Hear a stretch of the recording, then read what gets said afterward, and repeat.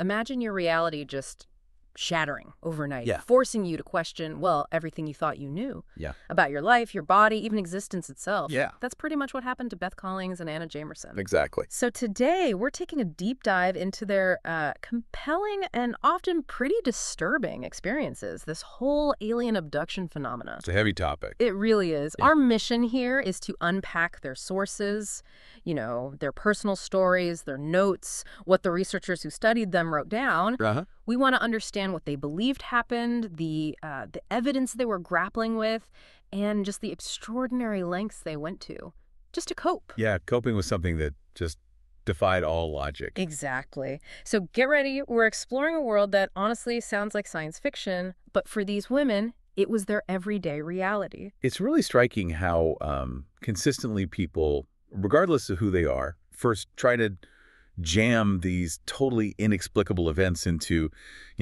normal earthly boxes. Right, like trying to make it make sense. Exactly. It's not just denial, though. It's like a fundamental coping thing, trying to keep your reality together when it feels like it's just crumbling. And what's really compelling here is how far Beth's denial went initially. I mean, her first reaction was just, nope, not happening. Right. She actively looked into every logical explanation she could possibly think of. Lucid dreams, stress, eye strain. Even paranoia, low self-esteem. Yeah, and here's the kicker. She actually thought the idea of mental illness was preferable to aliens. Wow. She was hoping it would be, and this is her quote, treatable with a good chance of complete recovery. Something she could actually talk about.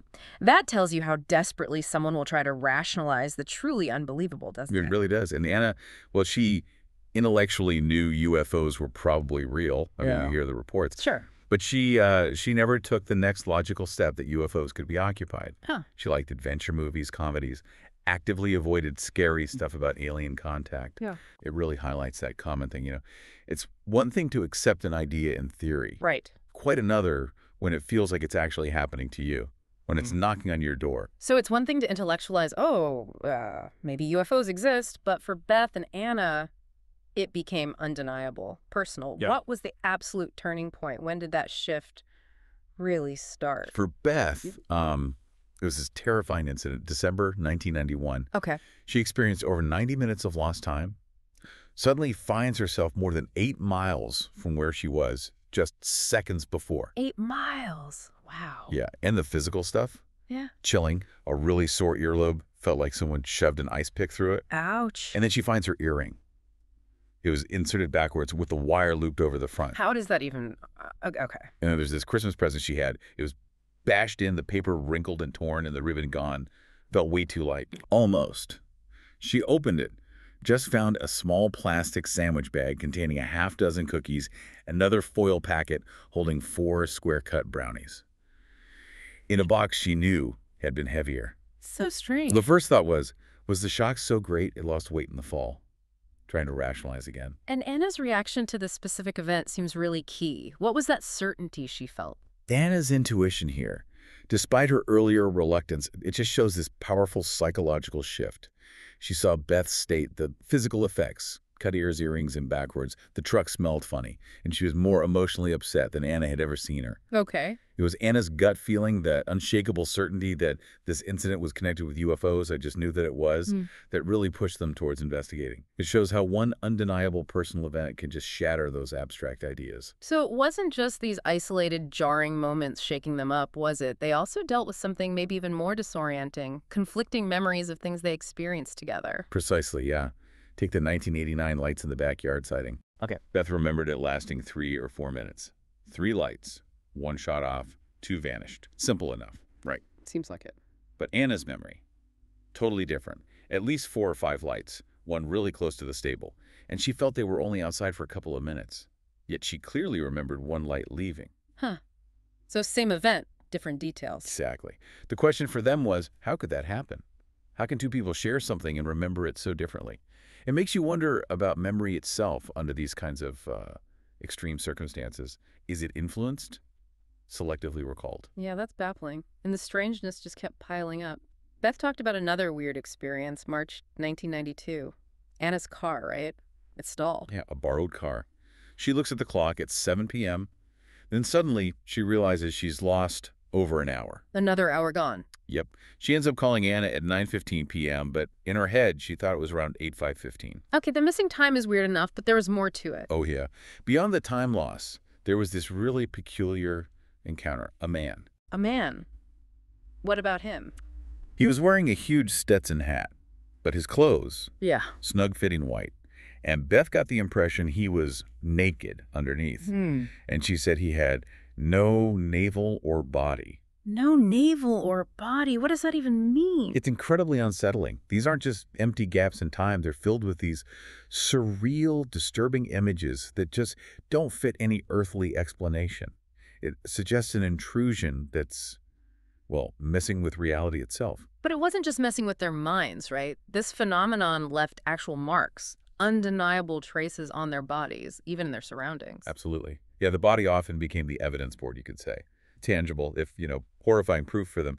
Beth kept finding these unexplained marks. Like what?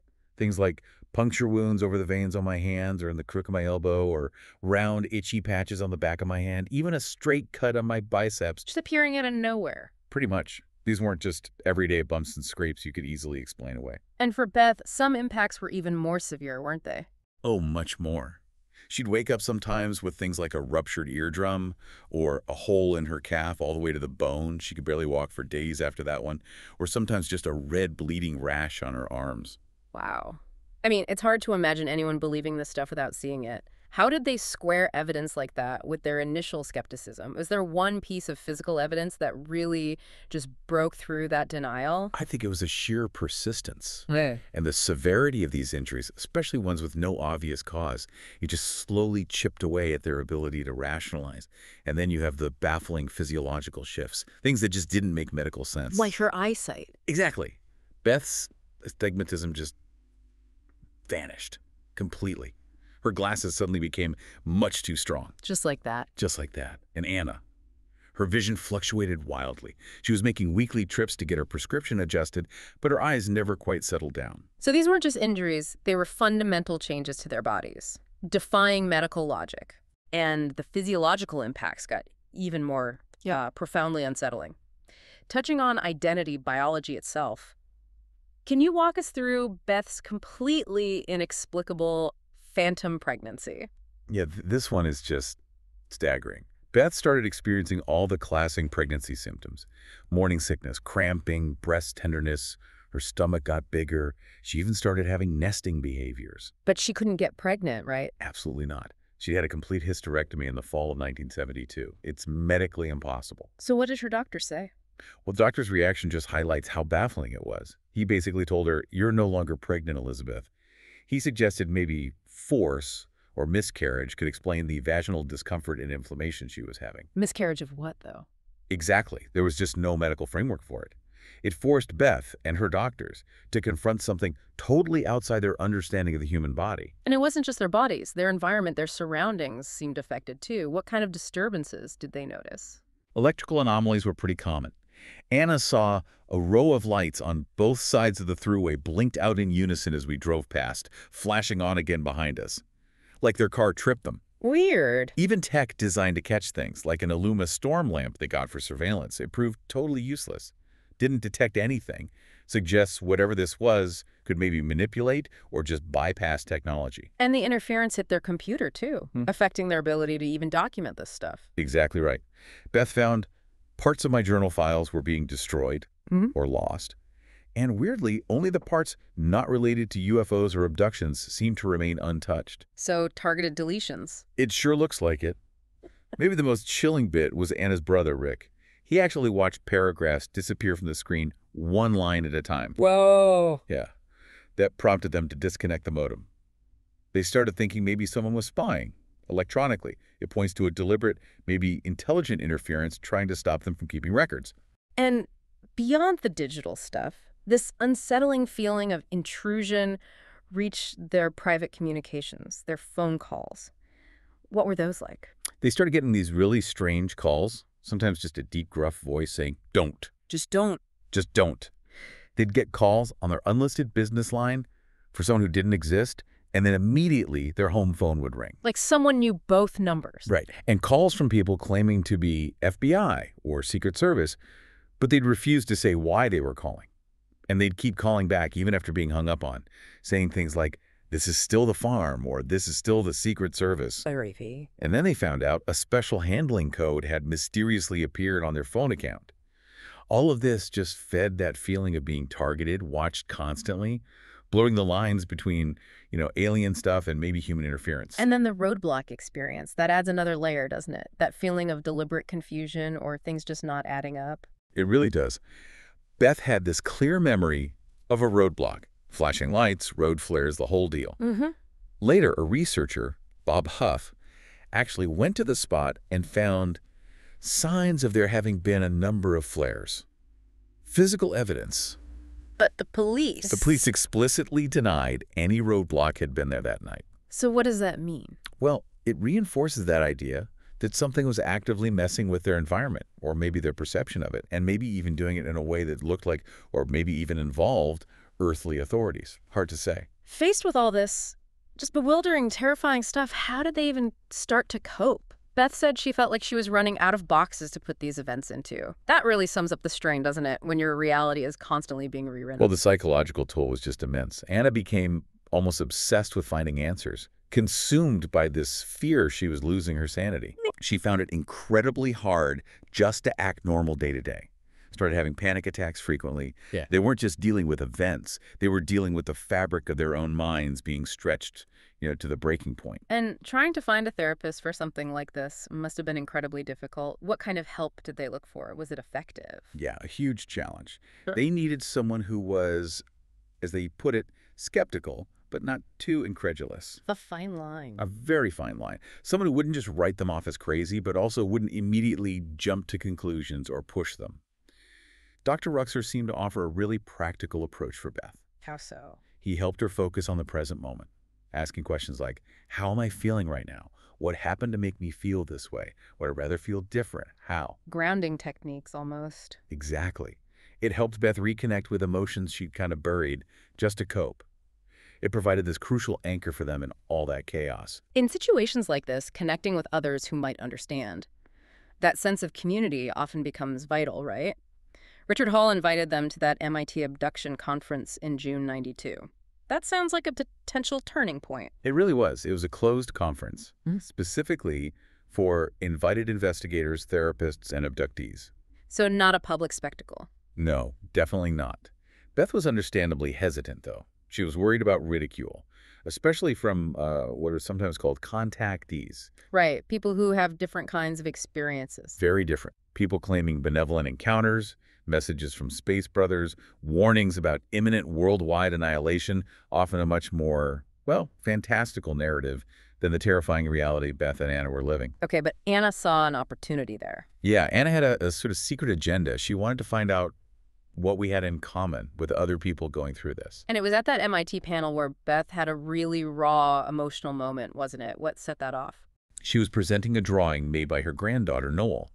A drawing of New, that was their term for the Greys. And in that moment, presenting it, it just hit her.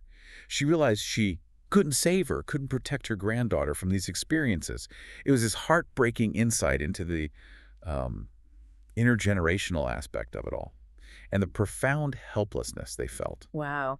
And beyond big conferences like MIT, local support groups also played a role, evolving over time. They did. They started out more formal, but eventually shifted into these informal, more positive get-togethers. So less focused on the trauma? Yeah, I mean, tales of recent abduction experiences do sometimes come up, they said, but they are rare and seldom darken anyone's mood. What really stands out is the diversity. People of all ages, different jobs. It showed them this wasn't happening to just one type of person, which must have been validating in a way. And the family connection? That was chilling, too. Especially the intergenerational patterns that started showing up. Beth's talks with her father were incredibly revealing, weren't they? Hugely revealing. He actually confirmed some of her own fragmented childhood memories. Hiding in the closet. This figure she called Doc. You remember that? He did, and his admission was just chilling. He said he always knew when it was time and where to find me, during this period when Beth, as a child, seemed to disappear and experience something like a pregnancy. But he confessed he could not stop it from happening. He couldn't stop it. Wow. And even more profoundly, he told her he had experiences himself, before Beth was even born. It really suggests this deeply embedded, maybe even hereditary link.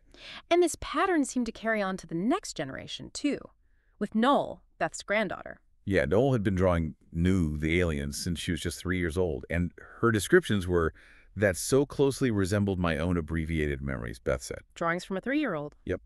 Her father, Paul, apparently used to tear them down because they scare her and give her nightmares. It just underscores the deep, disturbing impact this had across the whole family, generation after generation. Anna's journey into her own past was equally complex. Her therapist initially thought her missing time might be linked to child abuse and possibly dissociative identity disorder. Right, what used to be called multiple personalities. And Anna initially actually found that explanation preferable to aliens. Easier to grasp, maybe. Perhaps. But there was this specific fear she had a real phobia of small children, which seemed unrelated. Until Until another abductee, a woman named Gloria, suggested a connection. Gloria believed this fear stemmed from being forced to hold the babies and nurture them for hours at a time on board a ship. the hybrid babies again. Exactly. It suggests a deeply traumatic hidden origin for what seemed like an unrelated phobia. So if we tie this together, it sounds like memories, even really deeply buried ones, might sometimes be accessed through hypnosis. But Hopkins used hypnotic regression with them, right? He did. He was a prominent investigator in this field. His instruction was crucial. Be a reporter, not a pundit. Just describe, don't interpret. And he'd establish a safe place mentally before guiding them into these suppressed memories, being careful not to lead them. And under hypnosis, Beth recalled some truly shocking things from her childhood. What came out? She remembered seeing the cats, her childhood term for the aliens, coming in through the window. She recalled a warm ear thing being inserted, hiding in the closet. Uh-huh. She described being doused in some sort of fluid that felt like snowflakes, being separated from her father, feeling paralyzed, while Doc, a taller gray figure, peered right into her eyes. And the connection to her father. The most profound, heartbreaking part was realizing under hypnosis that her father could not stop it from happening.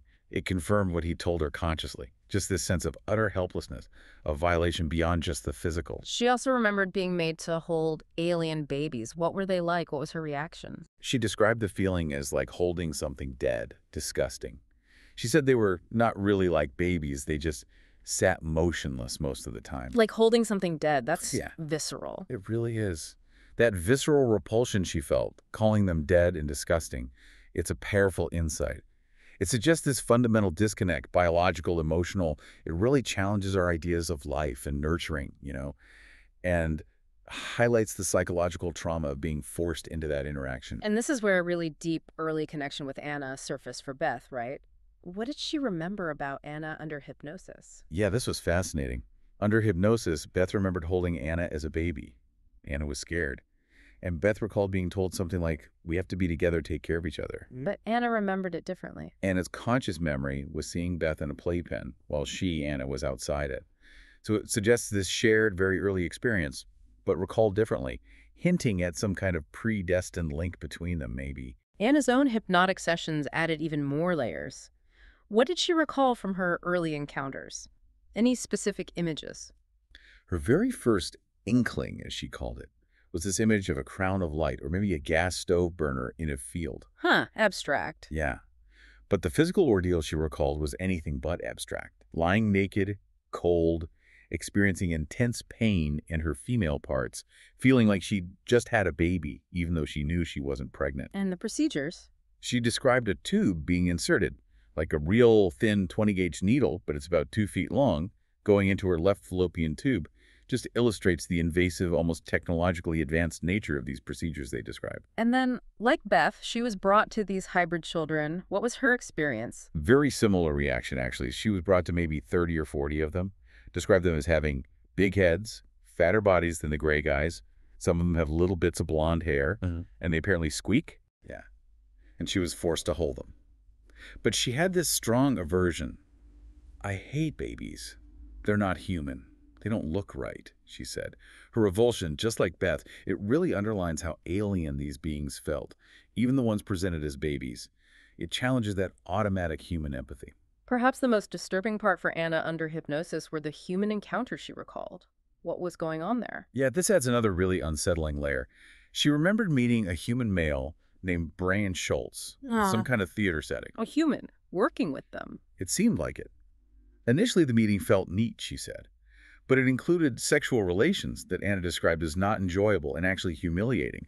It led her to conclude, chillingly, that it was possible for two people to be raped in the same act. Wow, that raises huge questions about consent, manipulation. Absolutely. And the potential for this deeper, more insidious agenda, maybe involving human-on-human interaction, but facilitated or orchestrated by the aliens. The sources also talk about these shared alien toys, almost like some kind of weird, perverse educational tool. Yeah, objects that seem to defy everyday physics, like a stick in the wall that could be manipulated in ways that mathematicians theorize about for the fourth dimension. Meaning it seemed to bend or move in ways that should be impossible in our normal 3 dimensions. It really speaks to the aliens having this apparent mastery over physical laws way beyond what we understand. And there was another object, a gray box. Right, a gray box that apparently got smaller when they turned it inside out mentally, just further challenging their grasp of physics, of perception, forcing them to confront concepts that just break our known reality. Then there was the hamster wheel. Anna seemed to find a little moment of defiance there. She did, kind of. The apparent task was to make this wheel move without touching it. But Anna found she preferred just levitating up and down through space instead. Like, I'm not playing your game. Exactly. It's almost this small assertion of personal will in the middle of this overwhelming power dynamic. A refusal to fully cooperate, even on seemingly trivial tasks. And Beth tried her own small acts of resistance too, didn't she? Little things. Yeah, she did. She polished her toenails once with multicolored glow-in-the-dark Band-Aids, like marking herself, only to wake up and find them gone. Oh. She even tried red nail polish another time. These are like these small personal battles against the intrusion. A desperate, almost childlike attempt to claim some tiny bit of control where they felt utterly powerless. It really shows that human need for autonomy, even when facing the completely unexplainable. As they tried to process all this disturbing idea of an alien agenda started to take shape, didn't it? Alongside these profound personal changes they were going through, Beth received what she called messages. Yeah, she recounted getting these directives. Things like, talk to your sisters, the other mothers who are your sisters. You must talk to all the sisters and tell them to prepare. Prepare for what? It wasn't clear. And then there was this really specific, almost laughable instruction, she said. Tell all the mothers with 2-year-old children to go to North Carolina, to the coast. North Carolina! No idea. But these messages, they hint at some larger plan, right? Some kind of coordination of human subjects for some unknown, maybe ominous future event. And Anna's interpretation of these messages was pretty chilling. Yeah, her take was that there was a Holocaust coming, maybe starting around 97, and that the survivors would leave for another planet. And they would be. The unsettling idea was, we'll be the survivors. It suggests this preordained, maybe even privileged role for them within this terrifying narrative of catastrophe and alien intervention, as this layer of dread, but also this twisted sense of purpose. And maybe the most disturbing concept that emerged was this question of property. That came up in Anna's hypnosis, right? It did. Anna had this really unsettling encounter under hypnosis with an entity calling itself Sana. Sana claimed to have known Anna forever, like thousands of years. Yeah. Said Anna had an implant, but it was for my protection. Protection from U.S. government interference, supposedly. Protection from the government. Interesting twist. Yeah. And when Anna asked if Sana, or the entity controlling Sana, understood love, the answer was, he doesn't understand. But then it added, he says that's why we're here. Why they're here. To understand love. Or... It's ambiguous, deeply unsettling. And it led Anna to confront this truly disturbing question that had come up in her reading. The question of humans being the aliens' property. Are we, in some way, just resources to them? It fundamentally changes the whole dynamic. Given all of that, I mean, the struggle for control, for just some sense of self-empowerment must become absolutely central. How did Anna show this? Anna actively resisted in small ways. Like she resisted learning about constellations, even though it seemed they wanted her to. She said, it just feels good to be able to resist, even if I know it is probably futile. Wow. And her determination just to get a life, to stop feeling sorry for myself, that was a powerful act of defiance, a conscious choice to reclaim her own life despite everything. Beth, meanwhile, she channeled some of this into her art, but even that seemed influenced. Yeah, her art shifted. She used to paint animals, but then she started documenting different ethnic groups. Why? Because she had a dream where Doc, that alien figure told her to. So even her creativity was being guided. It suggests this subtle but maybe pervasive form of control, Oh. guiding their lives even in areas that seem totally unrelated. And Anna developed what seems like these intuitive healing abilities. Can you give an example? Yeah, there was an instance where she successfully treated a horse's respiratory infection. She did it by envisioning its lungs as electric blue and then enveloping it in protective purple light. Seriously, and it worked. Apparently so. And there were other times she seemed to have these intuitive health insights about friends. It suggests this strange paradox, right? That maybe this intense trauma, this invasion, could somehow unlock unexpected abilities or heighten intuition in some people. The paradox of government knowledge also seemed to shift for them as they processed things. What did they conclude about that? Well, Beth initially assumed the government knew more than we ever would. Secret files, Area 51, all that. Right, the common assumption. But her thinking shifted. She started to conclude that if they knew it all, they would have no need to question us, no need to spy on us or tap our phones. Ah, interesting point. Yeah, it implies maybe a level of shared confusion or maybe even vulnerability on the part of earthly authorities. Suggests maybe they're more in the dark than we usually assume. So, despite everything they went through, all the experiences, the hypnosis, many fundamental questions just remained unanswered for them. What were the biggest ones still lingering? Big ones, yeah. Why me? That's huge. Why are they harassing us? And Yeah. what purpose does it serve except to make us paranoid?